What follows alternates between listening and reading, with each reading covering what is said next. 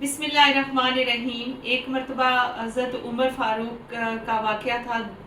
ان کے دور میں یہ واقعہ پیش آیا کہ ایک بدھو آپ سے ملنا چاہ رہا تھا۔ اس کی بیوی امید سے تھی، وہ اپنی بیوی کو لے کر چل پڑا۔ بہت رات ہو گئی تو اس نے خیمہ کہیں باہر بستی میں لگا لیا۔ اس کو بہت شدت کی تکلیف ہوئی کہ گویا بچے کی پیدائش کا وقت آ گیا۔ حضرت عمر گشت کر رہے تھے اپنے غلام کے ساتھ۔ انہوں نے فرمایا کہ آپ دیکھو یہاں پہ کیا ہو رہا ہے، کیوں آگ جل رہی ہے؟ غلام نے پوچھا تو اس نے نہیں بتایا۔ پھر حضرت عمر خود آگے بڑھے تو انہوں نے وجہ پوچھی تو اس نے بتایا کہ میری بیوی امید سے ہے۔ آپ فوراً سے واپس آئے، اپنی بیوی کو لیا اور وہاں سے کھانے کا سامان اٹھایا۔ آپ نے آگ جلائی اور آپ کی بیوی اندر خیمے میں چلی گئی۔